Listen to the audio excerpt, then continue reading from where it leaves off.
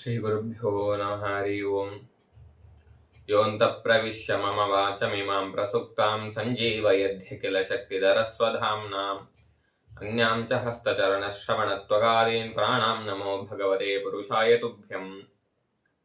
यो विप्रलम्बैवरीतमतिप्रभूतां वादानिरस्य कृतवान् वितत्त्ववादम् सर्वेश्वरो हरिरिति प्रतिपादयन्तम् आनन्दतीर्थमुनिवरमहं नमामि। श्रीशाङ्ग्लीन मनसि यति धर्मरताय च माधवार्याय गुरवे नमो वैराग्यशालिने। याज्ञवल्क्य गुरुस्तत्त्वं तन्वन्तं भक्तिसंयुतं यादवानि निवासन्तं वामनार्य गुरुं भजे। वन्द्याय वामनार्याय वाजीधर्मरताय च नमताम् इष्टदात्रे च भक्तानां कामधेनवे तपस्वाध्याय शुश्रूषा कृष्णपूजा रतमुनिं ವಿಶ್ವೇಶಂ ಇಷ್ಟದಂ ಮುಂದೆ ವರೆಯುರಾಟ್ ಚಕ್ರವರ್ತಿನಂ. ವಿಶೇಷವಾಗಿ ಆಷಾಢ ಮಾಸ ಶುಕ್ಲ ಪೌರ್ಣಮಿ ದಿನ ಗುರು ಪೌರ್ಣಮಿ ಎಂಬುದಾಗಿ ಆಚರಣೆಯನ್ನು ಮಾಡುವಂಥದ್ದು ಒಂದು ಭಾಗವಾದರೆ, ವಿಶೇಷವಾಗಿ ಕಣ್ವ ಮಠದಲ್ಲಿ ಯತಿಗಳ ಪರಂಪರೆಯಲ್ಲಿ ಬರುವಂತಹ ಮೋಕ್ಷಾರ್ಥ ಯತಿಗಳಾದಂತಹ ಶ್ರೀ ವಾಮನ ತೀರ್ಥರ ಆರಾಧನೆ ಪರ್ವಕಾಲ. ಅಂತಹ ಪರ್ವಕಾಲದಲ್ಲಿ ಗುರುಗಳ ಚಿಂತನೆಯನ್ನು ಮಾಡುವುದು ಬಹಳ ಪುಣ್ಯಕರವಾದಂತಹ ಕೆಲಸ. ಹಾಗಾಗಿ ಆ ಒಂದು ನಿಟ್ಟಿನಲ್ಲಿ ಗುರುಗಳ ಚರಿತ್ರೆಯನ್ನ ತಿಳಿಸುವಂತಹ ಒಂದು ಚಿಕ್ಕ ಪ್ರಯತ್ನವನ್ನ ಮಾಡ್ತೇನೆ. ಮೋಕ್ಷಾರ್ಥ ಯತಿಗಳಾದಂತಹ ಶ್ರೀ ವಾಮನ ತೀರ್ಥರು ಸುಮಾರು 200 ವರ್ಷಗಳ ಪೂರ್ವದಲ್ಲಿ ಬಳ್ಳಾರಿ ಜಿಲ್ಲೆಯ ಸಿರುಗುಂಪೆ ತಾಲೂಕಿನಲ್ಲಿ ಇರುವಂತಹ ಶ್ರೀ ಮಧ್ವ ಭಟ್ಟರಲ್ಲಿ ಅವರ ಜನನ ಎಂಬುದಾಗುವಂಥದ್ದು. ಅವರ ಜನನವಾದ ನಂತರ ಅವರಿಗೆ ಧರ್ಮಭಟ್ಟರೆಂಬುದಾಗಿ ನಾಮಕರಣವನ್ನ ಮಾಡ್ತಾರೆ. ಅವರ ಜನನದ ಸಮಯ ಎಂಬುದನ್ನು ತಿಳಿಸಬೇಕಾದ್ರೆ ಕ್ರಿಸ್ತ ಶತಕ 1761 ಅವರ ಜನನವಾಗುವಂಥದ್ದು. ಆ ಧರ್ಮಭಟ್ಟರು ಹೇಗಿರ್ತಾರಂದ್ರೆ, ವಿಶೇಷವಾಗಿ ಧರ್ಮ ಅನುಷ್ಠಾನಬದ್ಧರಾಗಿ ಶಾಸ್ತ್ರದಲ್ಲಿ ಪ್ರಾಕಾಂಡ್ಯ ಪಂಡಿತರಾಗಿರ್ತಾರೆ. ಮತ್ತೆ ಜ್ಯೋತಿಷ್ಯದಲ್ಲಿಯೂ ಕೂಡ ವಿಶೇಷವಾದಂತಹ ಅಭ್ಯಾಸವನ್ನ, ವಿಶೇಷವಾದ ನಿಪುಣತೆಯನ್ನ ಪಡೆದಿರತಕ್ಕಂಥವರು ಧರ್ಮಭಟ್ಟರು. ಮತ್ತೆ ಇವರ ಪರಂಪರೆಯನ್ನ, ವಂಶವನ್ನ ವರ್ಣನೆಯನ್ನ ಮಾಡಬೇಕಾದ್ರೆ ಇವರು ಎಂಥ ವಂಶದಲ್ಲಿ ಬಂದವರು ಅಂತಂದ್ರೆ, ವಿಜಯನಗರದ ಪ್ರತಿನಿಧಿಯಾಗಿ ಇದ್ದಂತಹ ಆದವಾನಿ ಅಲ್ಲಿ ಇರುವಂತಹ ಶ್ರೀ ಖಡ್ಗದೇವರಾಯನ ಆಸ್ಥಾನದಲ್ಲಿ ರಾಜರೆಲ್ಲರೂ ಕೂಡ ರಾಜಪುರೋಹಿತರಾಗಿದ್ದರು. ಮತ್ತೆ ಆದವಾನಿಯಲ್ಲಿ ಕಟಾರಿ ಶ್ರೀ ರಾಮಲಿಂಗೇಶ್ವರ ದೇವಸ್ಥಾನದ ಮುಖ್ಯ ಅರ್ಚಕರು ಕೂಡ ಇವರ ವಂಶಸ್ಥರೆ. ಮತ್ತೆ ಅಷ್ಟೇ ಅಲ್ಲದೇನೆ ಇವರ ವಂಶಕ್ಕೆ ಪ್ರೌಢದೇವರಾಯ ಎಂಬುವರು ಪ್ರೌಢದೇವರಾಯ ಅಕ್ಷಯ ಪಾತ್ರೆಗಳನ್ನ ಮತ್ತು ತಾಮ್ರದ ಶಾಸನಗಳನ್ನು ಕೂಡ ಕೊಟ್ಟಿರ್ತಾನೆ. ಈ ರೀತಿಯಾಗಿ ಅಂತಹ ವಂಶದಲ್ಲಿ ಬಂದಂತಹ ಶ್ರೀ ಧರ್ಮಭಟ್ಟರು ಕೂಡ ವಿಶೇಷವಾಗಿ ಜ್ಞಾನ ಸಂಪತ್ತನ್ನ ಪಡೆದಿರ್ತಕ್ಕಂಥವ್ರು. ಅಂತಹ ಆ ಧರ್ಮಭಟ್ಟರ ಸದಾಚಾರ ಸಂಪನ್ನತೆಯನ್ನ ಗಮನಿಸಿರುವಂತಹ ಶ್ರೀ ಖಡ್ಗದೇವರಾಯನು ಧರ್ಮಭಟ್ಟರನ್ನ ಆದವಾನಿಗೆ ಆಮಂತ್ರಿಸುತ್ತಾನೆ. ಅಲ್ಲಿ ಆಮಂತ್ರಿಸಿ ಅಲ್ಲಿಗೆ ಆಮಂತ್ರಣವನ್ನು ಕೊಟ್ಟು ಅವರಿಗೆ ಆ ಆದವಾನಿಗೆ ಬರಮಾಡಿಕೊಂಡು ಅಲ್ಲಿ ಅವರಿಗೆ ನಿವಾಸಕ್ಕೆ ಬೇಕಾದಂತ ಎಲ್ಲ ವ್ಯವಸ್ಥೆಗಳನ್ನ ಮಾಡಿ ಮತ್ತೆ ಅಧ್ಯಾಪನಕ್ಕೆ ಬೇಕಾದಂತ ವ್ಯವಸ್ಥೆಗಳನ್ನು ಕೂಡ ಮಾಡ್ತಾನೆ. ಆ ನಂತರದಲ್ಲಿ ಆ ಧರ್ಮಭಟ್ಟರು ಅಲ್ಲಿ ವಿಶೇಷವಾಗಿ ಒಂದು ಗುರುಕುಲವನ್ನ ಸ್ಥಾಪನೆಯನ್ನ ಮಾಡ್ತಾರೆ. ಆ ಗುರುಕುಲವನ್ನ ಸ್ಥಾಪನೆಯನ್ನ ಮಾಡಿದಾಗ ಈಗಿನ ಕಣ್ವಮಠದ ಮೂಲ ಯತಿಗಳಾದಂತಹ ಶ್ರೀ ಮಾಧವ ತೀರ್ಥರು ಪೂರ್ವಜರಲ್ಲಿ ಶ್ರೀ ವೆಂಕಟರಮಣಾಚಾರ್ಯ ಎಂಬುದಾಗಿ ಅವರು ಕೂಡ ಈ ಧರ್ಮಭಟ್ಟರಲ್ಲಿ ಅಧ್ಯಯನವನ್ನ ಮಾಡ್ಲಿಕ್ಕೆ ಅಂತ ಬರ್ತಾರೆ. ಬಂದಾಗ ಈ ಶ್ರೀ ವಿಶೇಷವಾಗಿ ಶುಕ್ಲ ಯಜುರ್ವೇದಕ್ಕೆ ಒಂದು ಮಠವನ್ನ ಸ್ಥಾಪನೆ ಮಾಡುವುದು ಯೋಗ್ಯವಾದಂತಹ ಸಮಯ ಈಗ.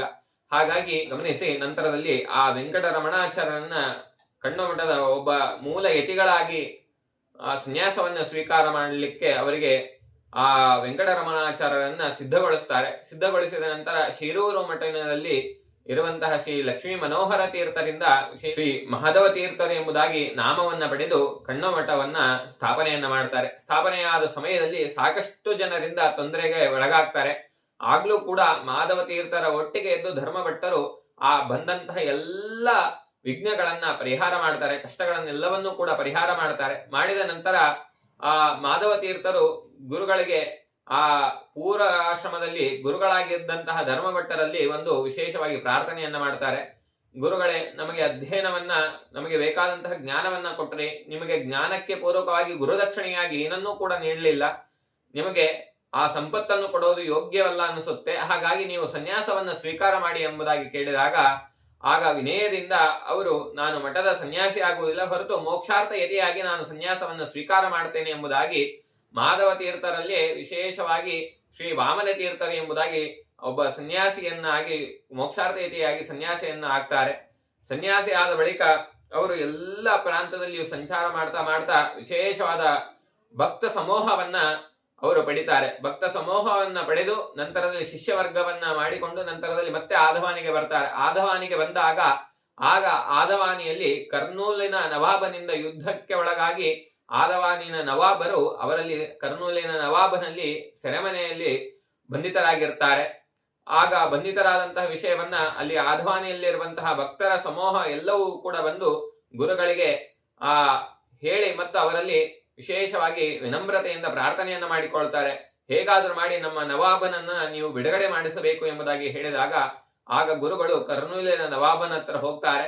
ಆದರೆ ಅಲ್ಲಿ ಅವರಿಗೆ ಭಾಷೆಯ ಒಂದು ವ್ಯತ್ಯಾಸ ಆಗುವುದರಿಂದ ಹೇಗೆ ತಿಳಿಸಬೇಕು ಎಂಬುದಾಗಿ ಯೋಚನೆಯನ್ನ ಮಾಡಿ ನಾವು ಯಾಜ್ಞವಲ್ಕ್ಯರ ಗುರುಗಳ ವಿಶೇಷವಾದ ಶಿಷ್ಯ ವರ್ಗದವರು ಶುಕ್ಲ ಯಜುರ್ವೇದ ಅನುಯಾಯಿಗಳು ಎಂಬುದಾಗಿ ತಿಳಿಸುವುದಕ್ಕೋಸ್ಕರ ಯಾಜ್ಞವಲ್ಕ್ಯರ ಚಿತ್ರಣಗಳನ್ನ ಮಾಡ್ತಾ ಅವರಿಗೆ ಕರ್ನೂಲಿನ ನವಾಬನಿಗೆ ತಿಳಿಸುವುದು ಒಂದು ಪ್ರಯತ್ನವನ್ನ ಮಾಡ್ತಾರೆ. ಆದರೆ ಅತ್ಯಂತ ದುರಹಂಕಾರಿಯಾದಂತಹ ನವಾಬನು ಏನನ್ನ ಮಾಡ್ತಾನಂದ್ರೆ ಆ ಗುರುಗಳ ಚಿತ್ರವನ್ನ ನೋಡದೇನೆ ಹಾಗೆ ಆ ದುರಹಂಕಾರದಿಂದ ಆ ಗುರುಗಳನ್ನ ಸೀಮೆಯಿಂದ ಹೊರಟು ಹೋಗಲು ರಾಜಾಜ್ಞೆಯನ್ನ ಮಾಡ್ತಾನೆ. ಅದರಿಂದ ಗುರುಗಳು ಆ ಸೀಮೆಯನ್ನ ಬಿಟ್ಟು ಹೊರಗಡೆ ಬರ್ತಾ ಇರಬೇಕಾದ್ರೆ ಆ ಕರ್ನೂಲಿನ ನವಾಬನಿಗೆ ಆ ಕಣ್ಣಿನ ದೃಷ್ಟಿ ಎಂಬುದು ಹೋಗುತ್ತೆ. ಅಷ್ಟೇ ಅಲ್ಲದೇನೆ ಮತ್ತೆ ಮೈಯೆಲ್ಲ ಉರಿಯ ಆರಂಭವಾಗುತ್ತೆ. ಅದನ್ನ ನೋಡಿರ್ತಕ್ಕಂತಹ ಕರ್ನೂಲಿನ ನವಾಬನು ಅತ್ಯಂತ ದುಃಖವನ್ನ ಪಡ್ತಾ ಇರ್ತಾನೆ. ಹಾಗೆ ಆದವಾನಿಯ ನವಾಬನಲ್ಲಿ ಸ್ವಪ್ನದಲ್ಲಿ ಒಬ್ಬ ತೇಜಸ್ವಿಗಳಾದಂತಹ ಸನ್ಯಾಸಿಗಳು ಬಂದು ಹೇಳ್ತಾರಂತೆ, ನೀನು ಎಲ್ಲಾ ಬಂಧನದಿಂದ ಮುಕ್ತನಾಗಿದ್ಯಾ, ನೀನು ಆ ಇರುವಂತಹ ಸೆರೆಮನೆಯಿಂದ ಹೊರಗಡೆ ಬಾ ಎಂಬುದಾಗಿ ಹೇಳಿದಾಗ ಅವರು ನಿದ್ರೆಯಿಂದ ಎಚ್ಚೆತ್ತು ನೋಡಿದಾಗ ಆ ಸೆರೆಮನೆಯ ಬಾಗಲು ತೆಗೆದಿರುತ್ತೆ. ಮತ್ತೆ ಅದಕ್ಕೆ ಕಾವಲಾದಂತಹ ದೂತರಿಗೆ ಸರ್ಪಗಳ ಕಾಟವನ್ನ ಕೊಡ್ತಾ ಇರ್ತಾವಂತೆ. ಅದನ್ನು ನೋಡಿ ಅತ್ಯಂತ ಸಂತೋಷದಿಂದ ಆದವಾನಿ ನವಾಬನು ಆ ಸೆರೆಮನೆಯಿಂದ ಬಿಡಿಸಿಕೊಂಡು ಹೊರಗಡೆ ಬರ್ತಾನೆ. ಬಂದ ನಂತರ ಅಲ್ಲಿ ಸೇರಿರುವಂತಹ ಆದವಾನಿನ ಎಲ್ಲಾ ಪ್ರಜೆಗಳು ಕೂಡ ಹಿಂದೆ ಗುರುಗಳು ಬಂದು ಕರ್ನೂಲಿನ ನವಾಬನಲ್ಲಿ ಹೀಗೆ ಪ್ರಾರ್ಥನೆಯನ್ನ ಮಾಡಿದರು ಎಂಬುದಾಗಿ ಆ ವಿಷಯವನ್ನ ನವಾಬನಿಗೆ ಹೇಳ್ತಾರೆ. ಅದನ್ನು ಕೇಳಿರ್ತಕ್ಕಂತಹ ನವಾಬನು ವಿಶೇಷವಾಗಿ ಗುರುಗಳಲ್ಲಿ ಬಂದು ಸೇವೆಯನ್ನ ಸಲ್ಲಿಸ್ತಾನೆ. ಮತ್ತೆ ಆ ವಿಷಯವು ಕರ್ನೂಲಿನ ನವಾಬನಿಗೂ ಕೂಡ ತಿಳಿಯುತ್ತೆ, ಆದವಾನಿ ನವಾಬರು ಸೆರೆಮನೆಯಿಂದ ಬಿಡುಗಡೆ ಆಗಿದ್ದಾರೆ ಎಂಬುದಾಗಿ. ಅದನ್ನು ತಿಳಿದಂತಹ ಕರ್ನೂಲಿನ ನವಾಬನು ಕೂಡ ಮತ್ತೆ ತನ್ನ ಪರಿವಾರದೊಟ್ಟಿಗೆ ಬಂದು ಶ್ರೀ ವಾಮನ ತೀರ್ಥರಲ್ಲಿ ವಿಶೇಷವಾಗಿ ತನ್ನ ತಪ್ಪಂತನ್ನ ಆಯ್ತು ಎಂಬುದಾಗಿ ಕ್ಷಮಿಸಿ ಎಂಬುದಾಗಿ ಪ್ರಾರ್ಥನೆಯನ್ನ ಮಾಡ್ತಾನೆ. ಅದರಿಂದ ಗುರುಗಳು ಪ್ರೀತರಾಗಿ ವಿಶೇಷವಾಗಿ ಅವನಿಗೆ ಅನುಗ್ರಹವನ್ನ ಮಾಡ್ತಾರೆ. ನಂತರದಲ್ಲಿ ಆದವಾನಿ ನವಾಬರು ಮತ್ತು ಕರ್ನೂಲಿನ ನವಾಬನು ಇಬ್ಬರು ಕೂಡ ಸ್ನೇಹಜೀವಿಗಳಾಗಿ ವಿಶೇಷವಾಗಿ ಆ ರಾಜಭಾರವನ್ನ ಮಾಡ್ತಾ ಇರ್ತಾರೆ. ಆದ್ರೆ ಆ ಸಮಯದಲ್ಲಿ ಆದವಾನಿ ನವಾಬನು ಗುರುಗಳಲ್ಲಿ ಒಂದು ಪ್ರಾರ್ಥನೆಯನ್ನ ಮಾಡ್ತಾನಂತೆ, ಇಷ್ಟೆಲ್ಲ ಮಾಡಿರುವಂತಹ ನನಗೆ ಇಷ್ಟೆಲ್ಲ ಉಪಕಾರವನ್ನ ಮಾಡಿರುವಂತಹ ನಿಮಗೆ ಏನಾದ್ರೂ ನಾನು ಗುರುದಕ್ಷಿಣೆಯಾಗಿ ಕೊಡಲೇಬೇಕು, ಏನಾದರೂ ಅಪೇಕ್ಷೆ ಇದ್ದರೆ ಕೇಳಿ ಎಂಬುದಾಗಿ ಕೇಳಿದಾಗ ಅತ್ಯಂತ ಮೃದು ಸ್ವಭಾವಿಗಳಾದಂತಹ ಸನ್ಯಾಸಿಗಳಾದಂತಹ ಶ್ರೀ ವಾಮನ ತೀರ್ಥರು ನನಗೆ ಯಾವುದೇ ರೀತಿಯಾದ ಅಪೇಕ್ಷೆ ಇಲ್ಲ, ನನಗೇನೂ ಬೇಡ ಎಂಬುದಾಗಿ ಹೇಳ್ತಾರಂತೆ. ಆದ್ರೂ ಕೂಡ ಇಲ್ಲ, ನಾನು ಏನಾದ್ರೂ ಕೊಡಲೇಬೇಕು, ನೀವು ನನಗೆ ಏನಾದ್ರೂ ಕೇಳಿ ಎಂಬುದಾಗಿ ಕೇಳಿದಾಗ ಆಗ ಗುರುಗಳು ವಿಶೇಷವಾಗಿ ಭಗವಂತನಲ್ಲಿ ನಿರತರಾಗಿ ಏಕಾಂತದಲ್ಲಿ ಭಗವಂತನ ಸೇವೆಯನ್ನ ಮಾಡುವುದರ ಸಲುವಾಗಿ ಆಗಿನ ರಣಮಂಡಲ ಶ್ರೀ ಮಾರುತಿ ದೇವಸ್ಥಾನದ ಗುಡ್ಡದ ಎದುರುಗಡೆ ಇರುವಂತಹ ಭಂಡಾರಗಲ್ಲು ಶಾಂತ ಸ್ಥಳವನ್ನ ನೀಡಬೇಕೆಂಬುದಾಗಿ ಆ ನವಾಬನಲ್ಲಿ ಕೇಳುತ್ತಾರೆ. ಅದು ಭಂಡಾರಗಲ್ಲು ಎಂಬುದು ಏನು ಅಂದ್ರೆ ವಿಶೇಷವಾಗಿರ್ತಕ್ಕಂತಹ ಸ್ಥಳ. ಅದು ಆ ಸ್ಥಳವನ್ನ ವರ್ಣನೆ ಮಾಡಬೇಕಾದ್ರೆ ಹೇಳ್ತಾರೆ, ಆ ಸ್ಥಳವು ಹೇಗಿತ್ತು ಅಂದ್ರೆ 108 ತೀರ್ಥಗಳು ಅಲ್ಲಿ ಇರುವಂತದ್ದು. ಅಷ್ಟೇ ಅಲ್ಲದೇನೆ ಅಲ್ಲಿ ಈಗಲೂ ಕೂಡ 108 ಆಂಜನೇಯ ಶಿಲಾಮೂರ್ತಿಗಳನ್ನು ಕೂಡ ನಾವು ನೋಡಬಹುದು. ಅಂತಹ ಪವಿತ್ರವಾದಂತಹ ಸ್ಥಳ.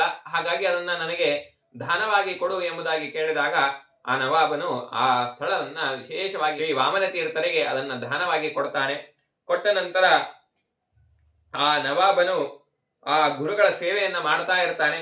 ಮಾಡ್ತಾ ಹಾಗೆ ತನಗೆ ಬಂದಂತಹ ಸಕಲ ಪದಾರ್ಥಗಳ ಉತ್ಪತ್ತಿಯಲ್ಲಿ ಆ ಒಂದು ಅರ್ಧ ಭಾಗದಷ್ಟು ಆ ಗುರುಗಳಿಗೆ ದಕ್ಷಿಣೆಯ ರೂಪವಾಗಿ ನೀಡಬೇಕು ಎಂಬುದಾಗಿ ರಾಜಾಜ್ಞೆಯನ್ನು ಮಾಡ್ತಾನೆ. ತನಗೆ ಬಂದಂತಹ ಉತ್ಪತ್ತಿಯಲ್ಲಿ ಎಲ್ಲವನ್ನೂ ಕೂಡ ಗುರುಗಳಿಗೆ ನೀಡುವಂತಹ ಸೇವೆಯನ್ನು ಕೂಡ ಮಾಡ್ತಾ ಇರ್ತಾನೆ. ಹಾಗೆ ಗುರುಗಳು ವಾಮನ ತೀರ್ಥರು ವಿಶೇಷವಾಗಿ ಆ ಯಾಜ್ಞವಲ್ಕ್ಯರ ಅಂತರಂಗ ಭಕ್ತರು. ಹಾಗಾಗಿ ಯಾಜ್ಞವಲ್ಕ್ಯರ ಒಂದು ಚಿತ್ರಣಗಳನ್ನ ಮಾಡ್ತಾ ಇರ್ತಾರೆ. ಯಾವ ರೀತಿಯಾದಂತಂದ್ರೆ ಅಷ್ಟಭುಜಗಳನ್ನು ಹೊಂದಿರುವಂತಹ ಯಾಜ್ಞವಲ್ಕ್ಯರನ್ನ ಮತ್ತು ಮೈತ್ರಿ ಕಾತ್ಯಾಯನರ ಸಹಿತರಾದಂತಹ ಯಾಜ್ಞವಲ್ಕ್ಯರನ್ನ ಮತ್ತು ಜನಕ ಮಹಾರಾಜನ ಸಭೆಯಲ್ಲಿ ಆಸ್ಥಾನದಲ್ಲಿ ಇರುವಂತಹ ಯಾಜ್ಞವಲ್ಕ್ಯರ ಚಿತ್ರಣಗಳನ್ನ ವಿಶೇಷವಾಗಿ ಆ ಶ್ರೀ ವಾಮನ ತೀರ್ಥರು ರಚನೆಯನ್ನ ಮಾಡ್ತಾರೆ. ಅವನ್ನು ಈಗಲೂ ಕೂಡ ನಾವು ವೀಕ್ಷಣೆಯನ್ನ ಮಾಡಬಹುದು. ನಂತರದಲ್ಲಿ ಅದೇ ರೀತಿಯಾಗಿ ಭಂಡಾರಗಲ್ಲಿನಲ್ಲಿ ವಿಶೇಷವಾಗಿ ಭಗವಂತನ ತಪಸ್ಸೆರವನ್ನ ಆಚರಣೆ ಮಾಡ್ತಾ ಭಗವಂತನ ಸೇವೆಯನ್ನ ಮಾಡ್ತಾ ಆ ಬಂದಂತಹ ಭಕ್ತರುಗಳನ್ನ ಎಲ್ಲರನ್ನೂ ಕೂಡ ರಕ್ಷಣೆಯನ್ನ ಮಾಡ್ತಾ ಇರ್ತಾರೆ. ಹಾಗೆ ಮಾಡ್ತಾ ಕ್ರಿಸ್ತ ಶತಕ 1807ರಲ್ಲಿ ಪ್ರಭವನಾಮ ಸಂವತ್ಸರದ ಆಷಾಢ ಶುದ್ಧ ಪೌರ್ಣಮಿ ದಿನದಂದು ಗುರುಗಳು ವೃಂದಾವನಸ್ಥರಾಗ್ತಾರೆ. ವೃಂದಾವನಸ್ಥರಾದರೂ ಕೂಡ ಅಲ್ಲಿ ಬಂದಂತಹ ಎಲ್ಲ ಭಕ್ತರನ್ನು ಕೂಡ ರಕ್ಷಣೆಯನ್ನ ಶ್ರೀ ವಾಮನ ತೀರ್ಥರು ಮಾಡ್ತಾ ಇರ್ತಾರೆ.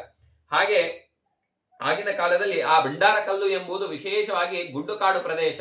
ಆದ್ರೆ ಆಗಿನ ಕಾಲಕ್ಕೆ ಗುರುಗಳ ದರ್ಶನಕ್ಕೆ ಬರಬೇಕಾದ್ರೆ ಎಲ್ಲಾದ್ರೂ ಭಕ್ತರು ತಾವು ಆ ಮಾರ್ಗವನ್ನ ತಪ್ಪಿ ಹೋಗ್ತಾರೆ ಏನೋ ಎಂಬುದ ಒಂದು ಆಲೋಚನೆಯಿಂದ ಸರ್ಪವಾಗಿ ಬಂದು, ಯಾರಾದ್ರೂ ಭಕ್ತರು ಮಾರ್ಗವನ್ನು ತಪ್ತಾ ಇದ್ರೆ ಸರ್ಪವಾಗಿ ಬಂದು ಅದಕ್ಕೆ ಅಡ್ಡಲಾಗಿ ನಿಲ್ತಾ ಇದ್ರಂತೆ. ಈ ಮಾರ್ಗವು ತಪ್ಪಾಗಿದೆ, ಹೀಗೆ ಹೋಗು ಎಂಬುದಾಗಿ ಮಾರ್ಗವನ್ನ ಬಂದಂತಹ ಭಗವದ್ ಭಕ್ತರಿಗೂ ಅವರ ಭಕ್ತರಿಗೂ ಕೂಡ ವಿಶೇಷವಾಗಿ ಮಾರ್ಗವನ್ನ ಆ ದಾರಿಯನ್ನ ಮಾಡಿಕೊಡುವಂತದ್ದು ಶ್ರೀ ವಾಮನ ತೀರ್ಥರು.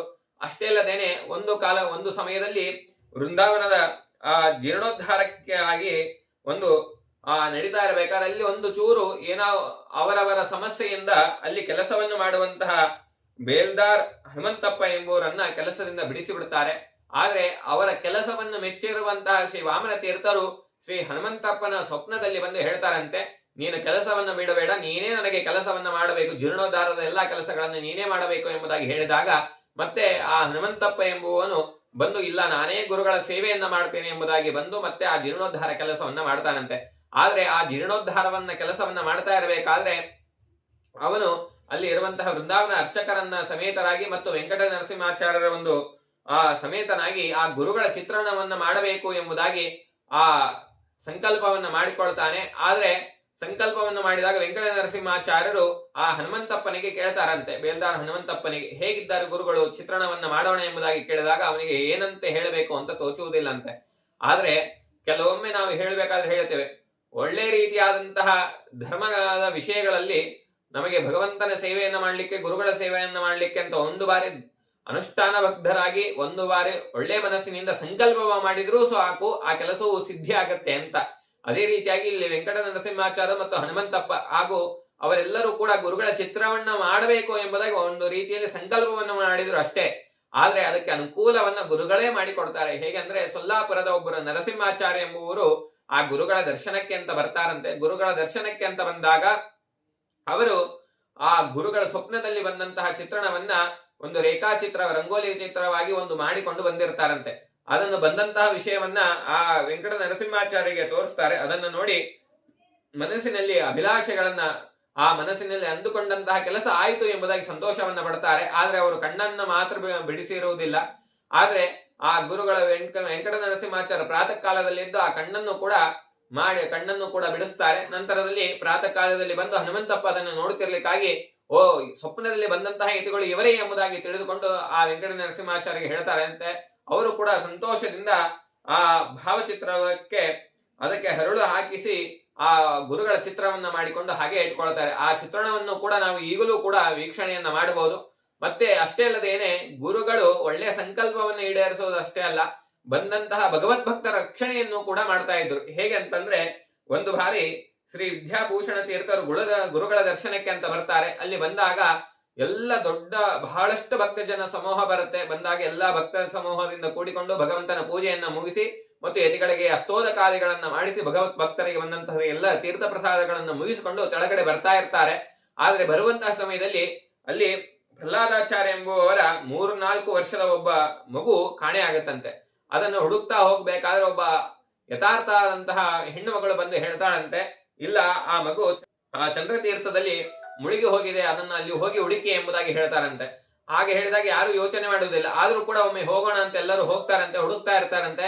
ಅದನ್ನು ನೋಡಿ ಕಂಗಾಲಾದಂತಹ ಶ್ರೀ ವಿದ್ಯಾಭೂಷಣ ತೀರ್ಥರು ಒಮ್ಮೆ ಸಂಕಲ್ಪವನ್ನು ಮಾಡಿಕೊಂಡು ಕೂಡ್ತಾರಂತೆ, ನಾನು ಮಗು ಸಿಗುವ ತನಕ ನಾನು ಬೆಟ್ಟವನ್ನು ಬಿಟ್ಟು ಕೆಳಗಡೆ ಇಳಿಯುವುದಿಲ್ಲ ಎಂಬುದಾಗಿ ಸಂಕಲ್ಪವನ್ನು ಮಾಡಿ ಕೂಡ್ಲಿಕ್ಕೂ ಆಗ ಆ ಚಂದ್ರತೀರ್ಥದಲ್ಲಿ ವಿಶೇಷ ಮಗು ಅಲ್ಲಿ ಸಿಗುತ್ತದೆ. ಮತ್ತೆ ಅಷ್ಟೇ ಅಲ್ಲದೇನೆ ಅದಕ್ಕೆ ಯಾವುದೇ ಒಂದು ಅಪಾಯವೂ ಕೂಡ ಆಗಿರುವುದಿಲ್ಲ. ಆ ರೀತಿಯಾಗಿ ಮಗುವನ್ನು ಕೂಡ ವಾಮನ ತೀರ್ಥರು ರಕ್ಷಣೆಯನ್ನ ಮಾಡ್ತಾರೆ.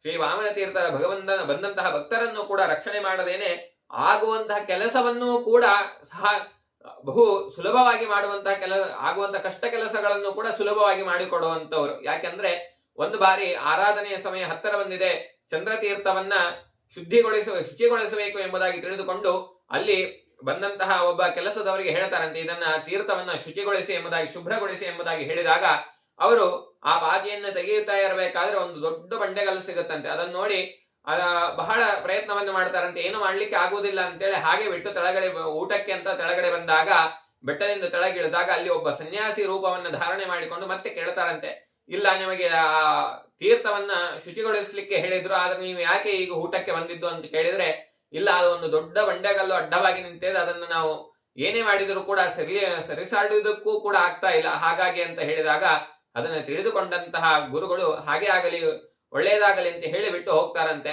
ನಂತರದಲ್ಲಿ ಅವರು ಊಟವನ್ನು ಮುಗಿಸಿಕೊಂಡು ಹೋದಾಗ ಆ ಬಂಡೆಗಲ್ಲು ಕೂಡ ಸರಿದು ನಿಂತಿರುತ್ತಂತೆ. ಹಾಗೆ ವಿಶೇಷವಾಗಿ ಗುರುಗಳ ಅನುಗ್ರಹವನ್ನ ಅವರು ಮಾಡುವಂತಹ ಕೆಲಸ, ತಮಗೆ ಬಂದಂತಹ ಭಗವದ್ಭಕ್ತರ ರಕ್ಷಣೆಯನ್ನು ಮಾಡದೆ ಅಷ್ಟೇ ಅಲ್ಲದೇನೆ ಮಾಡುವಂತಹ ಭಗವದ್ಭಕ್ತರ ಕೆಲಸಗಳನ್ನು ಕೂಡ ಬಹು ವೇಗವಾಗಿ ಸುಲಭವಾಗಿ ಮಾಡುವಂತೆ ಅನುಗ್ರಹವನ್ನು ಕೂಡ ಮಾಡುವಂತವರು.